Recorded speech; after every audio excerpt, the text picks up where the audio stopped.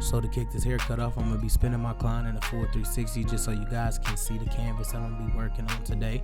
And you guys will recognize this canvas. I cut them like a year ago. We did the woofing tutorial, and that was a dope video. So this one, you already know, is going to be the same. We're just trying to up the consistency right now. So for this specific haircut, I'm going in with a 2-guard close. His first initial video, we did a 1.5. I'm going to be honest with you. The 2 lay all right, but a 1.5, bro, a 1.5 open is unmatched on waves when it's very coarse hair like this, because I'm gonna have to overwork this hair to get it to lay down how I want to, and you guys will see that later on in the video. But the 2 still looks amazing, but up to me, 1.5, like 1.5 would have set this off 10 times harder, but the haircut still came out amazing. So we're just keeping everything real consistent. But this specific client, man, he wound up signing up for barber school literally after getting cut his first time on a YouTube video, and a lot of people don't even know that. And that's something that I found out during this haircut, that his first initial haircut literally was the reason why he broke through and wanted to go to barber school and be a barber. That is dope to me. One simple haircut influenced somebody to go be a barber or to want to do my craft or want to be in the industry that I'm in. That is very dope to me.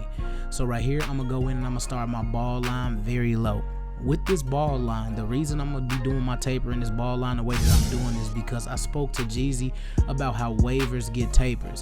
And to a barber's eye, a regular taper would look amazing on a haircut, but to a waver's eye, it's not as good because you cut into their pattern.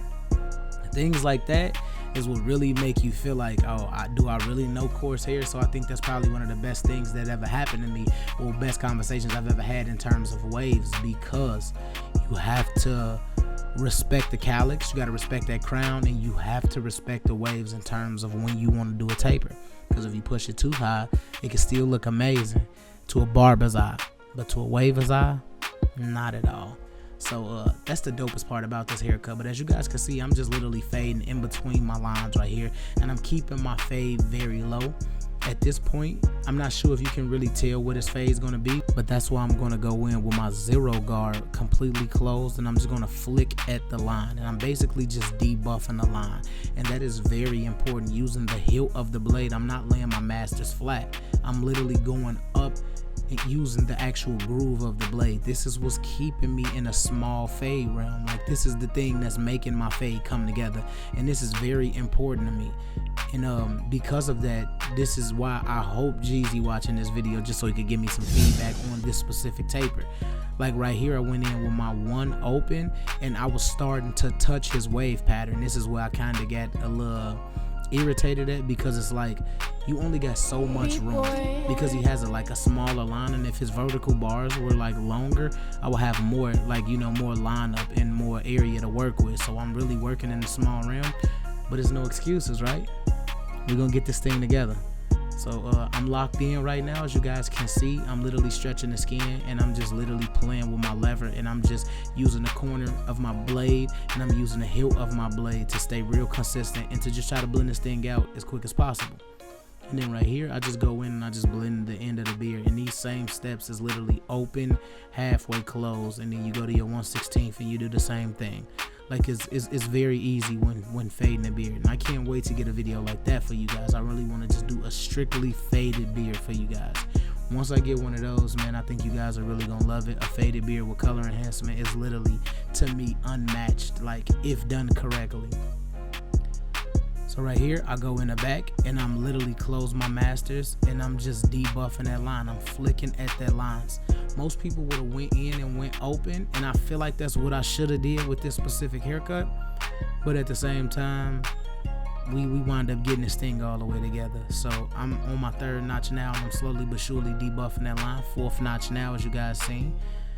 And you guys can kind of see the taper coming together. Now I'm completely open, and I'm just still flicking at the line.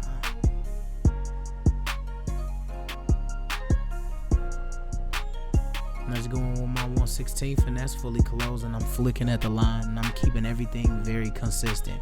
Halfway now, and still flicking at the line and debuffing. As you guys can see, I'm not creating no hard guidelines. I'm not creating no hard deep fade lines. Look at me use the hilt of the blade in a scoop motion. That's what's gonna get you guys fades there. Like, that's the way that you get there.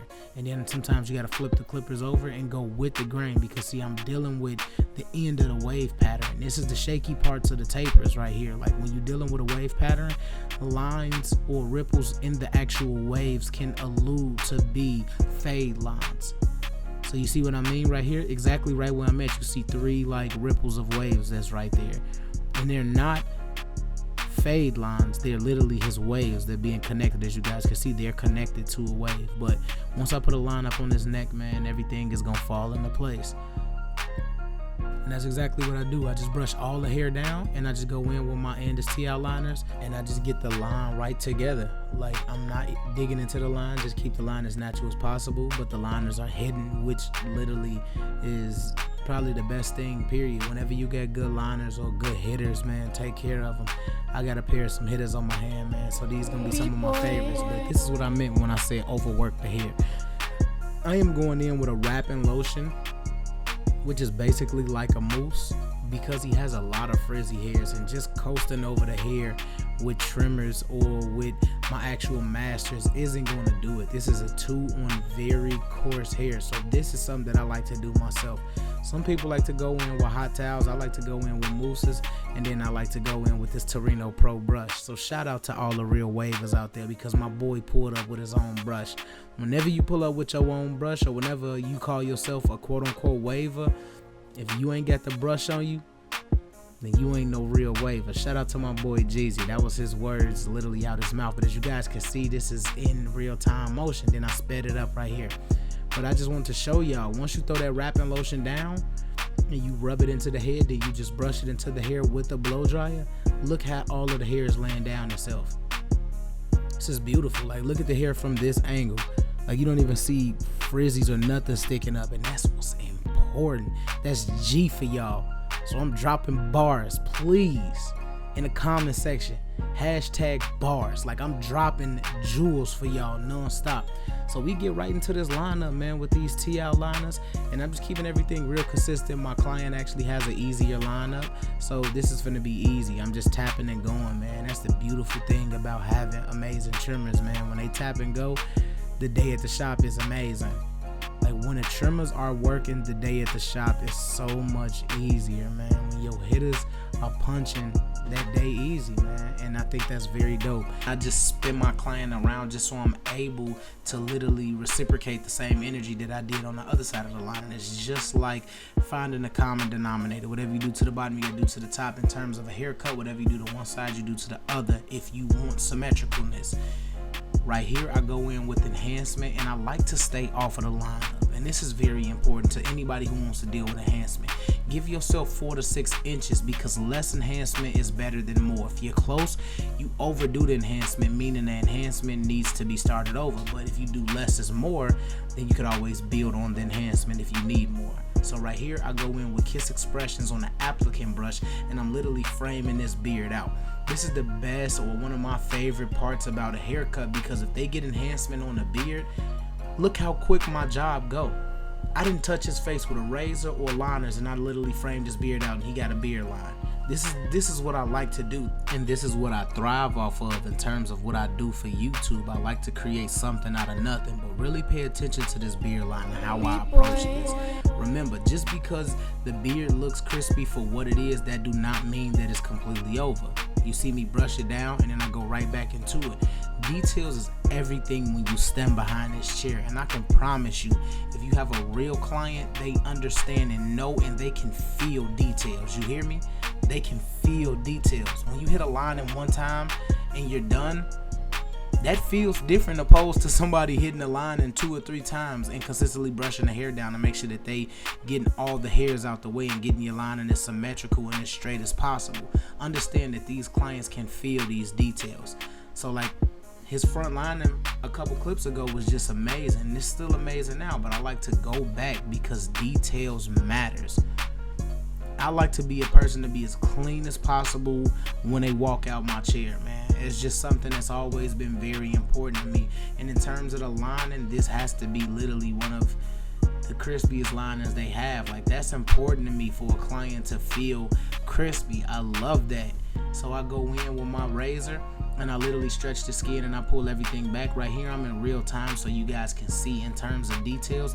I move a little bit slower with my razor, but that's because I'm trying to grasp every hair that's in my way to get you as crispy as possible. And I just go right back in with my clippers. As I stated earlier, details matter. And I love the finish of my trimmers over the finish from my actual razor. And as you guys can see, the client can see his hair. And me personally, I'm so locked right now. And the client, man, is turned. And I think that's dope. Like when we get facial expressions like this, man, it's perfect. So this is how you do a wavelength with a ball taper. It's not a high ball taper, it's a mid ball taper. So tell me what you guys think in the comments, man. But it's things like this is what I live for, why I really stand behind a chair. And it's to watch a client see themselves in the mirror and be happy with a product that I gave them, man. So shout out, y'all know what time it is. Hashtag TBT, it's the Beam Team. We in that bag in 2018. Shout out to everybody. And we finna cut loose. If you new, please like, share, and subscribe. And I just want to say thank you to watching. If you were able to make it through this 11-minute video, I appreciate it so much.